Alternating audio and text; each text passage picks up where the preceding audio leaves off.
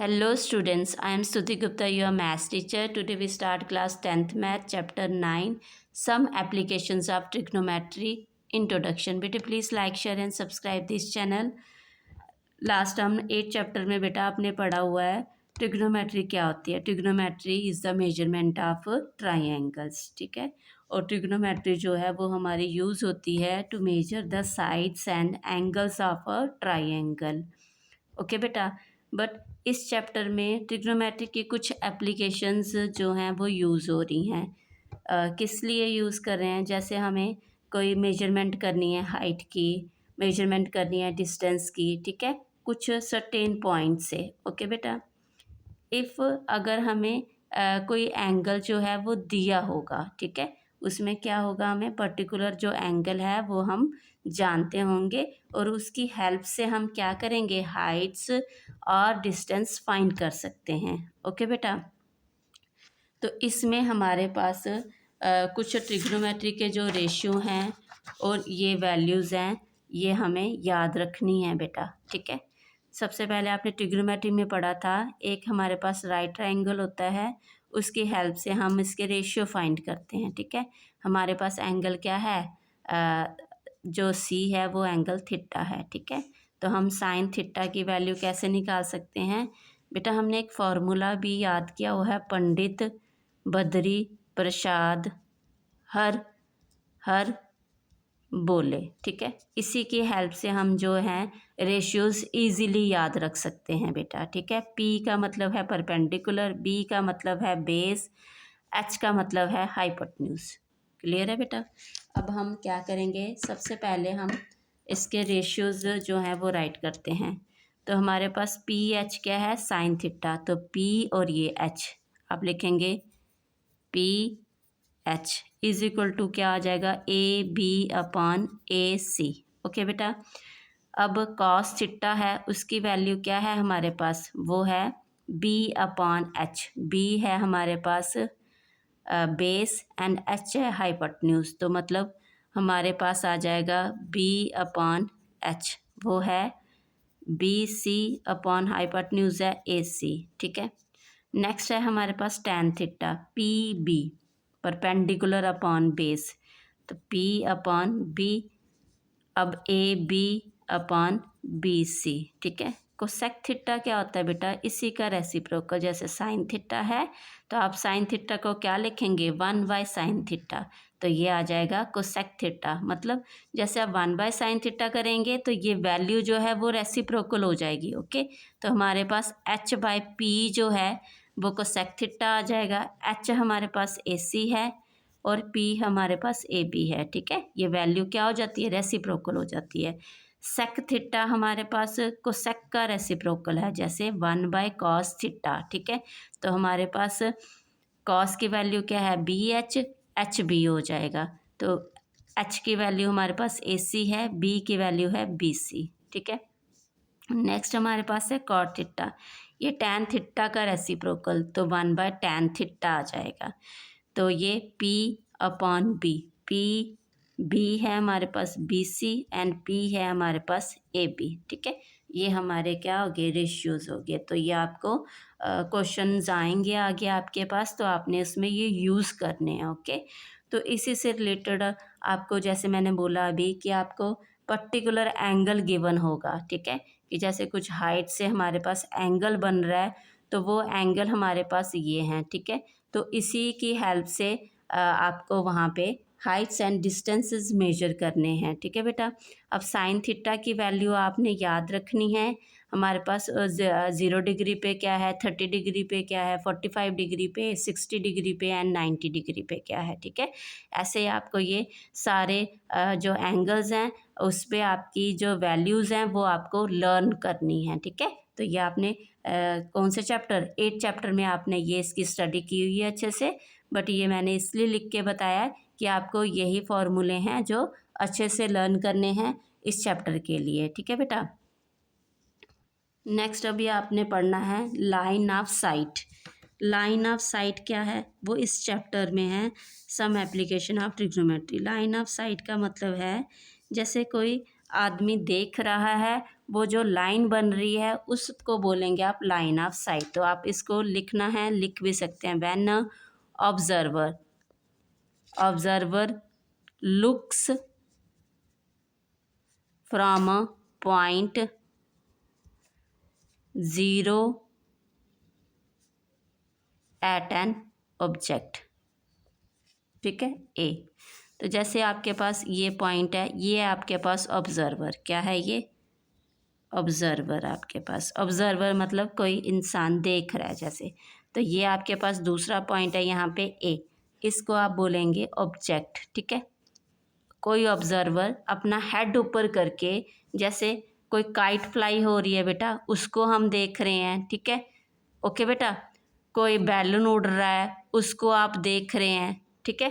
तो ये क्या है, कोई ऑब्जर्वर है जो कहाँ ऊपर की तरफ देख रहा है, हेड ऊपर करके, ठीक है। नेक्स्ट बेटा, जैसे हमारे पास एंगल ऑफ एलिवेशन, ये क्या था आपके पास, एंगल, क्या है, एंगल ऑफ एलिवेशन। तो बेटा एंगल ऑफ एलिवेशन क्या होता है, एंगल ऑफ एलिवेशन, ठीक है। एंगल ऑफ एलिवेशन आपके पास है, जैसे मैंने अभी ये बनाई लाइन ऑफ साइट, ये क्या है हमारे पास, line of sight, okay. Same ऐसे यही है हमारे पास, जैसे ये हमारे पास नीचे वाली जो लाइन है ये कौन सी है, हॉरिजॉन्टल लाइन, ठीक है। हॉरिजॉन्टल लाइन, जैसे आप ज़मीन पे खड़े हैं सीधे, ठीक है बेटा, ये हॉरिजॉन्टल लाइन, वहाँ पे क्या बनती है, हॉरिजॉन्टल लाइन बनती है। और यहाँ पे आपके पास ओ पॉइंट जैसे ऑब्जर्वर है, ठीक है। ऑब्जर्वर मतलब कोई मैन खड़ा है, कोई भी खड़ा है, ऑब्जर्वर, और ये देख रहा है ऊपर, ठीक है। ऊपर है हमारे पास यही कि ऊपर क्या देख रहे हैं हम, स्काई में कोई भी चीज़ जैसे उड़ रही है, कोई पक्षी उड़ रहा है आपके पास, ठीक है, ये पक्षी उड़ रहे हैं, उनको देख रहे हैं आप, ओके। तो ये हमारे पास लाइन ऑफ साइट है, ओके। यहाँ पे जो एंगल बनेगा वो एंगल ऑफ एलिवेशन है, ये क्या है, एंगल ऑफ एलिवेशन, ओके बेटा, क्लियर है, बस यही आपके पास एंगल ऑफ एलिवेशन है, ओके। तो आपको क्वेश्चन देखो कैसे आते हैं वो हम करेंगे तो आपको थोड़ा क्लियर होगा, ठीक है। एंगल ऑफ एलिवेशन के बाद एक एंगल है आपके पास angle of depression, angle of depression. इसमें क्या होता है बेटा, इसमें जैसे आप ऊपर की तरफ देख रहे हैं, अब आप नीचे की तरफ देखेंगे, जैसे आप बिल्डिंग के फर्स्ट फ्लोर पे बैठे हैं तो आप क्या कर रहे हैं, नीचे की तरफ देख रहे हैं, तो मतलब आपका हेड डाउन है, ठीक है। आपका क्या है, हेड क्या है, झुक के आप नीचे की तरफ देख रहे हैं। अभी ये आपने बनाया, ऊपर वाली जो लाइन आएगी ये आएगी आपके पास हॉरिजॉन्टल लाइन, हॉरिजॉन्टल लाइन, ठीक है, ये हॉरिजॉन्टल लाइन है आपके पास। अब आप जो ऑब्जर्वर है वो जैसे ए ऑब्जर्वर है, वो यहाँ बैठा है मतलब वो स्टेट, ये हमने, ये क्या है, ये हॉरिजॉन्टल लाइन है, ठीक है। वो देखेगा नीचे की तरफ, कहाँ देखेगा वो, नीचे की तरफ, ठीक है। नीचे मतलब कोई खड़ा है, कोई आदमी खड़ा है, कोई मानो कोई एनिमल खड़ा है, ठीक है। तो वो नीचे की तरफ देख रहा है, ये आपके पास क्या है, ऑब्जर्वर, ओके बेटा। अब ये ऑब्जर्वर नीचे खड़ा है, यहाँ पे एंगल बना आपके पास, ये एंगल क्या है, डिप्रेशन, एंगल ऑफ डिप्रेशन, ठीक है, ओके। ये है आपके पास लाइन ऑफ साइट, क्लियर है बेटा।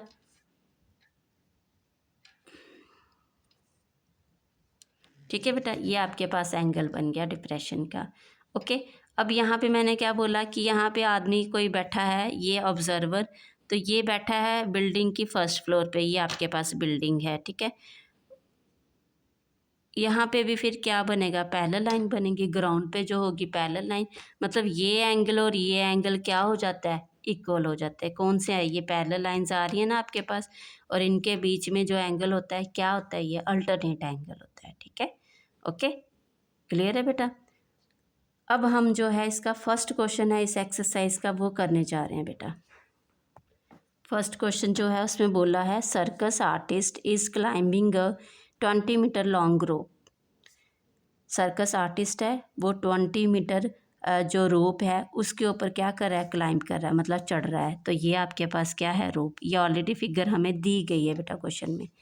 विच is tightly stretched and tied from the top of a vertical pole. जो टाइटली स्ट्रेच्ड है और क्या है, टाइड फ्रॉम द टॉप है ऑफ द वर्टिकल पोल। तो ये आपके पास क्या है, पोल है। ठीक है, वर्टिकल मतलब जो ऊपर को सीधा स्ट्रेट खड़ा होता है। Find the height of the pole if the angle made by, आपको क्या बोला, find the height of the pole, आपको ये हाइट निकालनी है।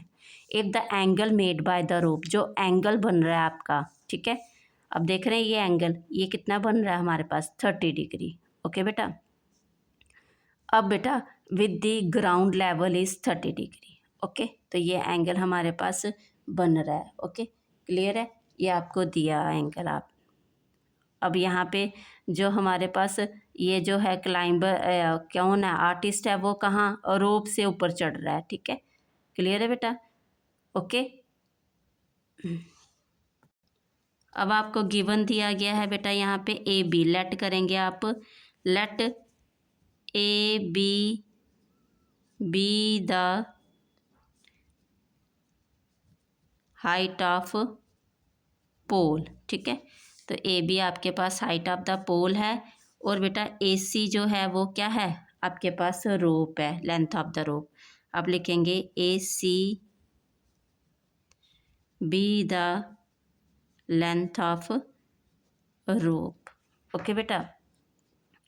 अब हमारे पास नेक्स्ट, हमारे पास लेंथ ऑफ रोप दी गई है, कितनी दी गई है, 20 मीटर। ठीक है, ये जो लेंथ दी गई है वो कितनी है, 20 मीटर दी गई है। ओके बेटा। अब नेक्स्ट हमें एंगल भी दिया गया है, ए सी बी, वो कितना है, 30 डिग्री। ठीक है, एंगल दिया गया है 30 डिग्री। अब ये कौन सा राइट, ये हमारे पास राइट ट्रायंगल होता है। कौन सा होता है बेटा, राइट ट्रायंगल। जो वर्टिकल पोल है उससे हमारा क्या बनता है, राइट ट्रायंगल।